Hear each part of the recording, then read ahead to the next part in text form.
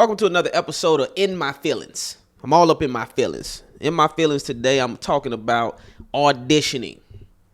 And I'm starting to feel like auditioning is a waste of time. I'm trying to see who still get discovered from auditions. I was discovered from auditions. But maybe I'm just talking shit because I ain't book shit. I'm being very selective with what I'm choosing to audition for. Definitely after MacGyver ended, I was very selective. So 2021, I was like, I ain't really auditioning for nothing. I got tired of, they kept sending me auditions to play the best friend again. So I did that. Like, how many times I gotta, just go look at an old episode of MacGyver if you want to see me playing the best friend. Do I really have to audition to be like, way to go, buddy? To fucking, I did more than that on MacGyver. But I'm just saying, do I really have to continue to audition to play this role? I can understand auditioning for the lead role. So anyways, 2021, I stopped. I wasn't really auditioning. I was like, let me focus on figure out what I want to do. 2022 came. I was like, let me start auditioning something. Mainly because also I have representation. And, they get in their feelings if you're not auditioning. They're like, who the fuck is this guy? They don't say that to you, but you can tell that's the energy in the rooms. That they're wondering, well, why are you passing on certain stuff? Well, why are you not auditioning for this? Because it's shit. It's a shit script. It's a shit idea. It's an old premise. It's terrible. What's so funny too is like being in Hollywood, you'll pitch an idea and everyone has hesitation, but yet they want you to audition for somebody else's terrible fucking idea. But because it's getting made, oh, this is great because it's getting made. It's like, maybe if y'all put that same energy but behind your client shit, maybe your client would have people auditioning for their project instead of your client having to audition for other people's project, right? So anyways, part of the reason I started back auditioning is because I'm like, I know deep down they're wondering why the fuck isn't Justin auditioning? So I started auditioning. Some projects is good, some I pass on. But then, when I see who's getting hired, at least where I'm at in my career, because I'm not auditioning for like one lines in a movie. I'm not auditioning for some little part. It's a significant part typically when I'm auditioning. When I see who they hire, they just hiring somebody more famous than me. They just hiring somebody that got a bigger name than me. May not be more talented. That's definitely usually not the case, for sure. But they got a little more clout. They was on a TV show already, that was more successful. Their name is buzzing in Hollywood more so, so it's like, why the fuck did I audition for this? See, the thing about auditioning is your representation and, producers, they don't give a fuck how much time it took you to, learn the lines and have to go get a friend to record with you. They don't factor in none of that shit. They're like, it comes with the territory. Just do it. They're fucking making emails and phone calls all day. I guess, if you have good representation, they're making emails and phone calls. If you got bad representation, which I had one time in my career, they ain't doing shit, But in any case, they don't understand the amount of energy and effort that goes into doing an audition. And when you do an audition and then you don't even, get a call back, or you look at Deadline, a Hollywood Reporter, and see that they just picked somebody that was more famous than you, it's like, what the fuck? I'm surprised I booked Rush Hour. That was like an anomaly for an unknown comedian, basically, to book something of that caliber. Because, originally, T.I. was supposed to play that. And then I think an incident happened at one of his concerts. And I'm sure I was cheaper. I'm sure I'm cheaper to hire than T.I., right? I heard T-Pain on his podcast said he was supposed to do it, Rush Hour. So I came along. I did a CBS Diversity Showcase, so they remember me from that. CBS Diversity Showcase is like industries for industry. Imagine SNL, but only industry people see it. So like they get a bunch of different comedians and you do a bunch of sketches at a theater, and a bunch of agents and studio execs and producers and stuff like that. They come out and they're like, I like this person. That's a funny Negro. So anyways, they remember me from that. So basically, when it came to Rush Hour and they didn't know who they wanted to hire, I was already in the system somewhat of CBS. But I don't know if I would have just auditioned if I wasn't in the system somehow. I don't even know if I would have booked that. You know? So I just be feeling like when it comes to these auditions, I don't know. But I hear Tyler Perry say that he's booking people off auditions because he's looking for new people. I'm like, maybe I need to hit up Tyler Perry. But even that, I don't know if I'm a washed up has-been in my 30s. I don't know. My has-been, I'm like, I haven't been that successful for me to be a washed up has-been. You know, so I'm trying to figure it out.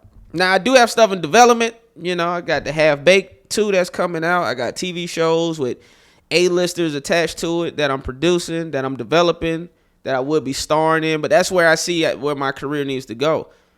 It's like I'm tired of auditioning for people I'm more talented than. Isn't that crazy?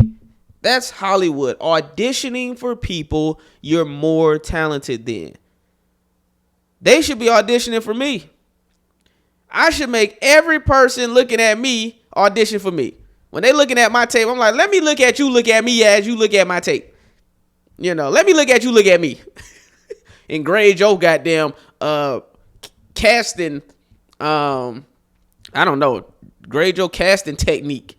But it ain't just the casting people. I'm talking about producers. I'm talking about the directors, whoever the hell is in the seat to choose somebody. So I'm like, I don't know. I'm like, our new talent. But I'm looking at these TV shows and I'm like, I guess new talent is still being found, you know. But I just feel like I don't know. And then a part of me is like, sometimes you got to look yourself in the mirror and be like, are the auditions that you have chosen to do, are they quality? Are they good? Maybe they just not good. I don't do trash, everybody.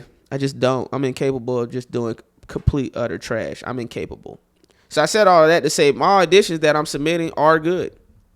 But there's something in the universe that's telling me not to go that route, or it's not, those certain doors aren't opening. Because really the only stuff I'm auditioning for now, some stuff is let me audition, you know, so I don't hear my rep's mouth. And some things is like, oh yeah, I really think this is a dope project. And then the other stuff that I just think is complete trash, I'm like, I'm not auditioning for it, you know. But I don't know, man. Part of me is like, maybe this is God's way to be like, Justin, continue to create your own stuff.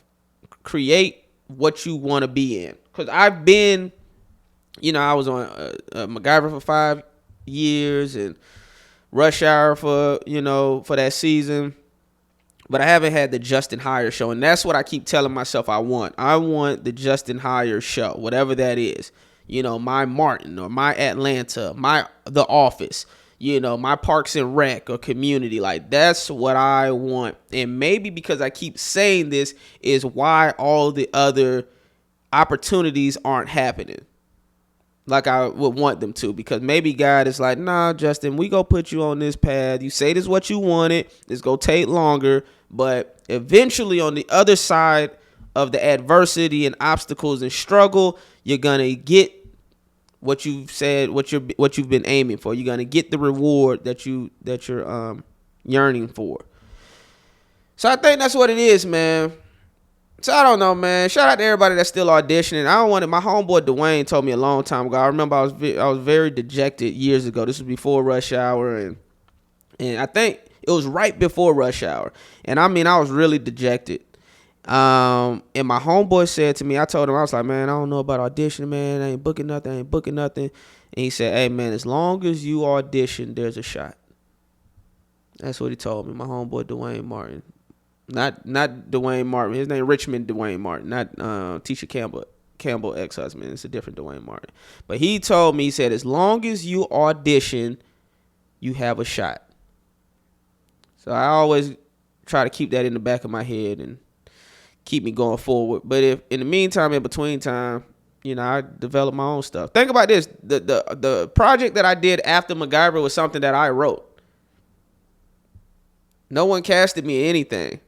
I heard Tracee Ellis Ross talk about this too. She said after Girlfriend, she thought she was on. And Hollywood didn't know her. Black people knew her, but like Hollywood, white people, they didn't know her.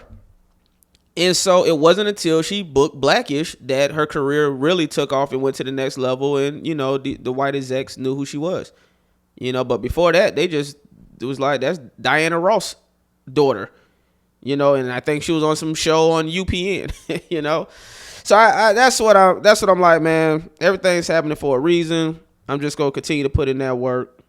And I really think that God is leading me. Like, rejection is God's protection. I feel like God is leading me to what I'm really supposed to be doing and what's really gonna make me happy. Well, you gotta make yourself happy. Ain't nothing materialistic gonna make you happy anyways. You know, happiness comes from within. But, you know, I think God is still leading me towards where he know I want my career to go. Yeah, man. That was me in my feelings. In my motherfucking feelings, yo. You heard it here first. Like, comment, subscribe, share with your friend. Fuck your feelings, dropping every Sunday. In my feelings, I'm gonna try to drop these once a week moving forward. So y'all can kind of get to know me and get to know where I'm at in my mentality right now. And yeah, man. Auditions are for suckers. I'm fucking with y'all. I'm out.